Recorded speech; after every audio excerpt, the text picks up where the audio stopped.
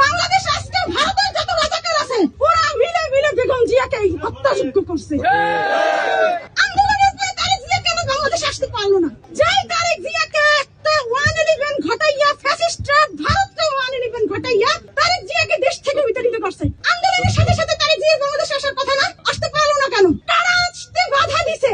সরকারের পক্ষ থেকে বারবার বলছে আমাদের কোনো সমস্যা নাই, আমরা সকল রকমের প্রোটেক্ট দেব, তারপরও তারেক জিয়া কেন আসলো না? তার মানে এই ভারতের সাথে যেগুলো বাংলাদেশের মুখোশধারী রাজনীতিবিদ রাজনীতিকে কেন্দ্র করে টাকার পাহাড় গড়ছে ওদের কারণে আসতে পারে না। ওরা তারেক জিয়াকে বারবার ভয় দেখাইছে, আইডার করতে হবে, ওটা করতে হবে, ভারতের সাথে নেগোসিয়েশন করতে হবে, আর নাহলে আপনাকে বাড়ি ফেলাইবে। আপনাদের মাধ্যমে তারেক রহমান সাহেবকে জানাতে চাই, আমার ওসমানের মাথায় গুলি না, বাংলাদেশের মাথায় গুলি, স্বাধীনতা সার্বভৌমত্বের মাথায় গুলি।